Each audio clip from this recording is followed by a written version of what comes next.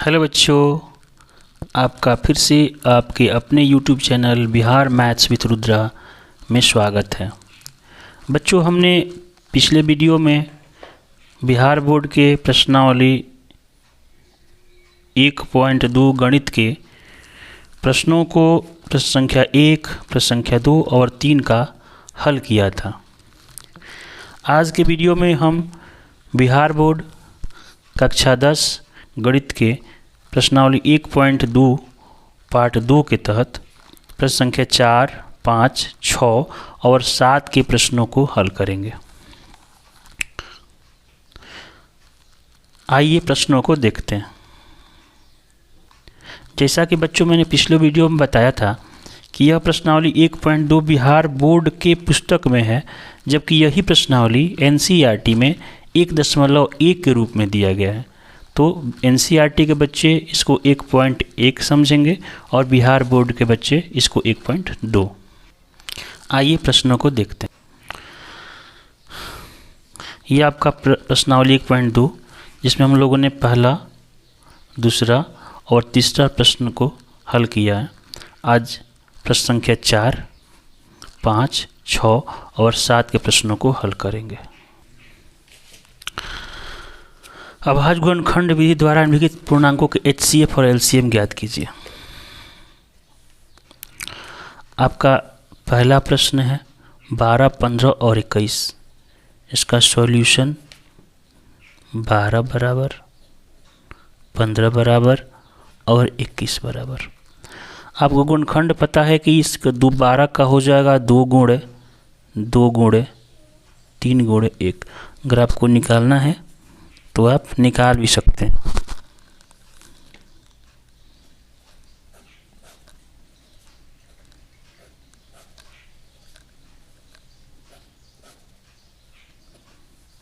वैसे ही 15 का हो जाएगा 3 गुणे 5 गुणे 1।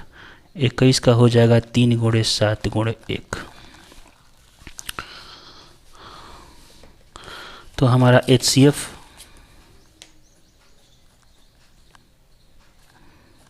को हम लोग मौसा भी लिख सकते हैं। इसमें HCF जो हमारा है, देखिए इसमें 3 है, इसमें 3 है, इसमें 3 है। तीनों में जो मिलेगा वही HCF होगा। अब कुछ नहीं मिल रहा है, 1 मिल रहा है यहाँ पे, तो 1 हो जाएगा। हमारा आंसर HCF 3 हो जाएगा।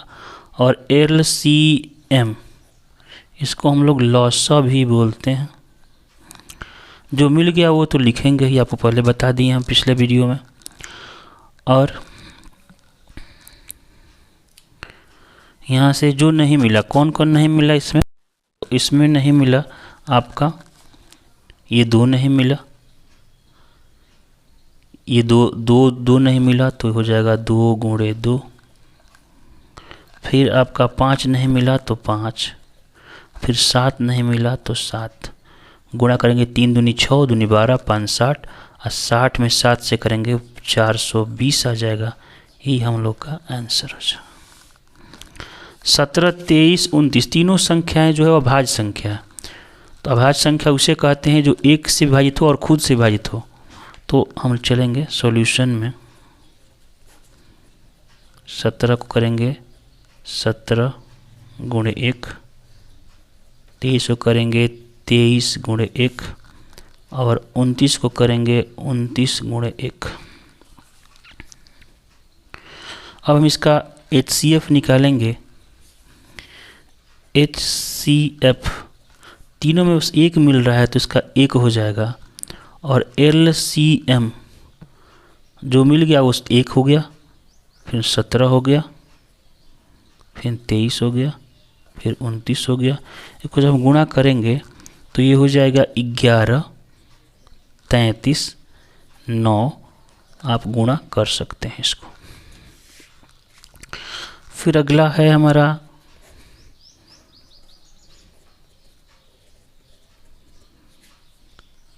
2 गुणे 2 गुणे 2 गुणे 1। 9 का हो जाएगा 3 गुणे 3 गुणे 1 और 25 का हो जाएगा 5 गुणे 5 गुणे 1। इसका HCF जो है,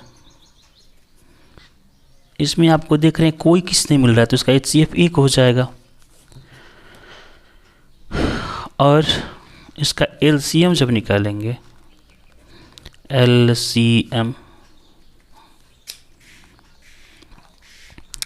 तो हो जाएगा, जो कोई नहीं मिल रहा है, 2 गुणे, अच्छा पहले 1 लिख लीजिए, जो मिला है उसको लिख लीजिए, 1 गुणे 2 गुणे 2 गुणे 2 गुणे 3 गुणे 3 गुणे 5 गुणे 5। आप गुणा करेंगे, इसको गुणा कीजिए, 25 दूनी 50 दूनी 100 दूनी 200 3 600 3 1800 देंगे।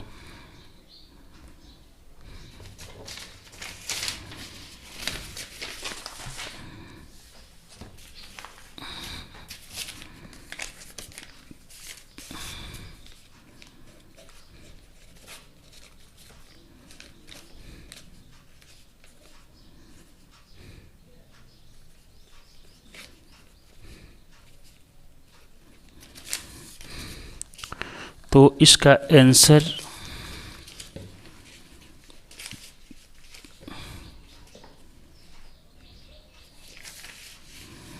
इसका जो आंसर है वो आएगा 22, 33, 8 और यही हम लोग का एलसीएम हो जाएगा। नेक्स्ट प्रश्न है, जांच कीजिए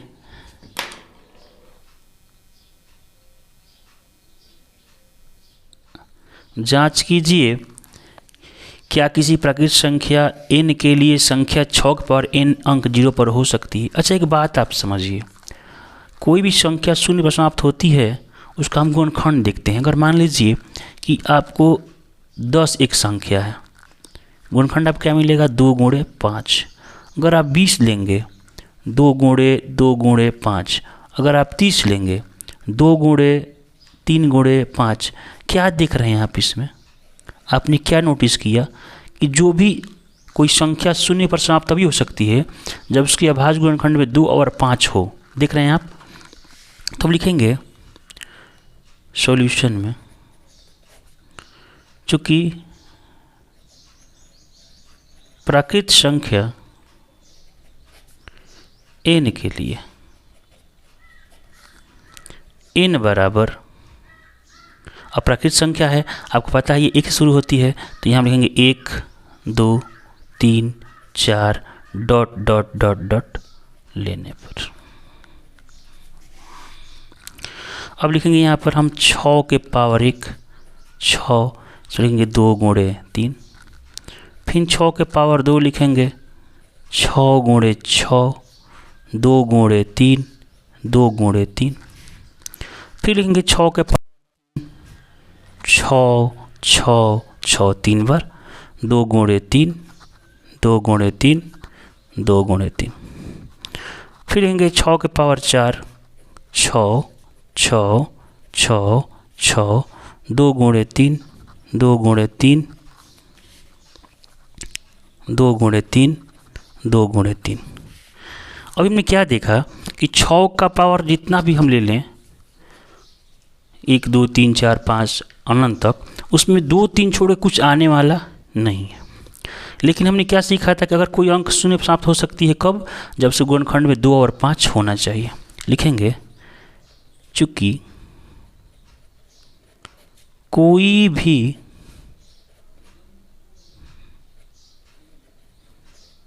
प्राकृत संख्या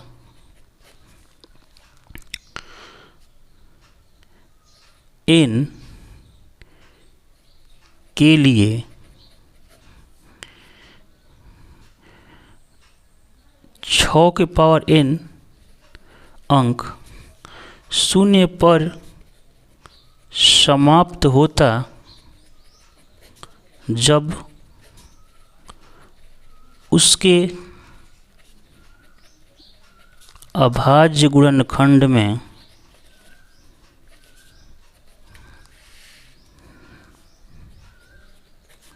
2 तथा 5 हो। लेकिन 6 के पावर n में 6 के पावर n के अभाज्य गुणनखंड में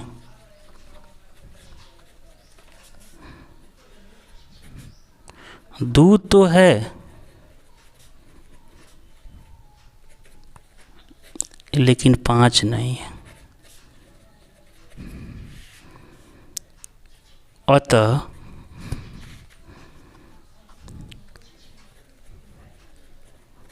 प्राकृत संख्या n के लिए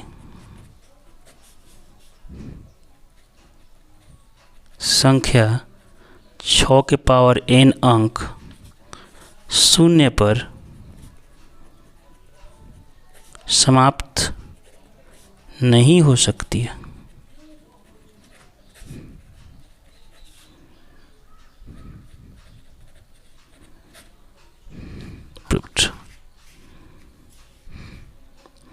कोई भी संख्या 0 पर समाप्त तभी हो सकती है उसका भाज गुणनखंड में 2 और 5 हो, लेकिन इस संख्या 6 के पावर n में 2 और 3 है, 5 नहीं है। इसलिए 2 तो है लेकिन 5 नहीं है। अतः प्राकृत संख्या n के लिए संख्या 6 के पावर n अंक 0 समाप्त नहीं हो सकती। चलिए बच्चों, अब हम प्रश्न संख्या 6 देखते हैं। व्याख्या कीजिए कि 7 गुणे 11 गुणे 13 प्लस 13 और 7 गुणे 6 गुणे 5 गुणे 4 गुणे 3 गुणे 2 गुणे 1 प्लस 5 भाज्य संख्याएं हैं और क्यों हैं। आप जानते हैं कोई भाज्य संख्या तभी होती है जब एक और उस संख्या के अलावा वो संख्या किसी और संख्या से कटती है। तो आइए देखते हैं इस प्रश्न को। पहले हम विचार करते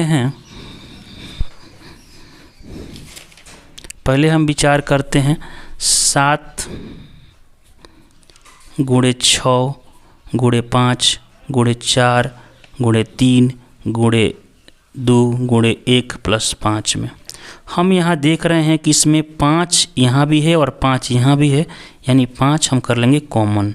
अब बचेगा 7 गुणे 6 गुणे 4 गुणे 3 गुणे 2 गुणे 1, अब प्लस ये 5 बार है तो 1 बार में चला गया। अब करेंगे 5 7 42 गुणा कर लेंगे 2 3 6 चौके 24, 24 में 6 से उसके बाद 7 से इसको जब हम गुणा करेंगे तो हो जाएगा 1008 और प्लस 1, यानी हो जाएगा 5 गुणे 1009। और आप जानते हैं एक छुपा हुआ है, तो क्या एक और स्वयं के अलावा एक और संख्या से विभाजित हो रही है। जैसे गुण 2 ही होना चाहिए, अगर अभाज्य होता तो गुणनखंड 2 ही होता 1 लेकर, लेकिन यहाँ 3 हो गया, यानी ये भाज्य है। अब फिर चलते हैं इस प्रश्न को। बच्चों हम यहाँ इसको बाद वाले को पहले कर लिए हैं, पहले वाले को बाद हो गया है, आप इसको समझ जाएंगे।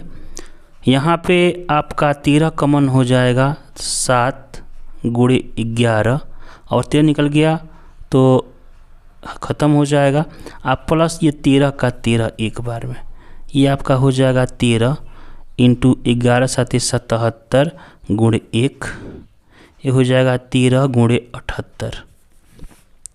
आपको पता है कि 78 का गुणनखंड 13 छक 78, यानी कि लिख सकते हैं 2 गुणे 3 गुणे 13। अब आप देख सकते हैं ये भी संख्या भाज्य है और ये भी संख्या भाज्य है।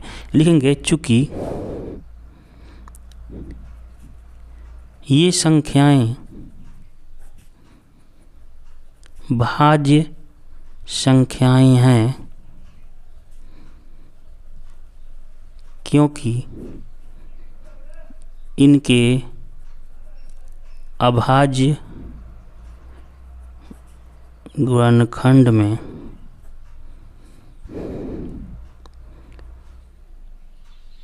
दो से अधिक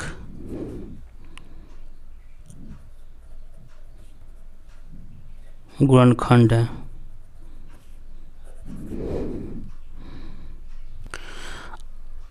सातवां प्रश्न है, किसी खेल के मैदान के चारों ओर एक वृत्ताकार पथ है। इस मैदान का एक चक्कर लगाने में सोनिया को 18 मिनट लगते हैं और इसी मैदान का एक चक्कर लगाने में रवि को 12 मिनट लगते हैं। मान लीजिए कि एक ही स्थान और एक ही समय चलना प्रारंभ करते हैं, कितने समय बाद वे पुनः प्रारंभिक स्थान पर मिलेंगे। चलिए ऐसा प्रश्न है, तो मान लीजिए ये एक मैदान है और मैदान के चक्कर लगाने में रवि को 12 मिनट लगता है और एक ही स्थान से स्टार्ट किया है दोनों, और सोनिया को 18 मिनट लगते हैं। इन दोनों का हम लॉसन निकाल लेंगे, एलसीएम निकाल लेंगे। लिखेंगे इसलिए 18 का और 12 का दोनों का हम एलसीएम 2 गुणे 3 गुणे 3 3 9 18 गुणे 1 और 12 का हो जाएगा 2 गुणे 3 गुणे 1। इसलिए एलसीएम बराबर हमारा हो जाएगा, जो मिल रहा है उसको लिखना है 2, फिर लिखना है 3, एक भी मिल रहा है तो इसको भी लिखना है। अब क्या नहीं मिल रहा है, तो एक 3 नहीं मिल रहा है, एक 2 नहीं मिल रहा है। 2 गुणे 3 6 दूनी 12 3 36 लिख देंगे। इसलिए अतः रवि और सोनिया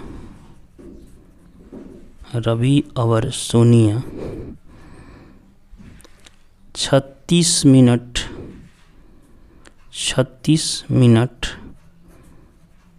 बाद पुनः मिलेंगे। इस प्रकार हम लोगों ने आज एक्सरसाइज 1.2 के पार्ट 2 को ख़त्म किया। इस प्रकार हमारा 1.2 समाप्त हो गया है। हमारे चैनल को सब्सक्राइब करें और बेल आइकन को दबाएं ताकि जब भी अगला वीडियो हो आपको उसका नोटिफिकेशन प्राप्त हो जाए। धन्यवाद।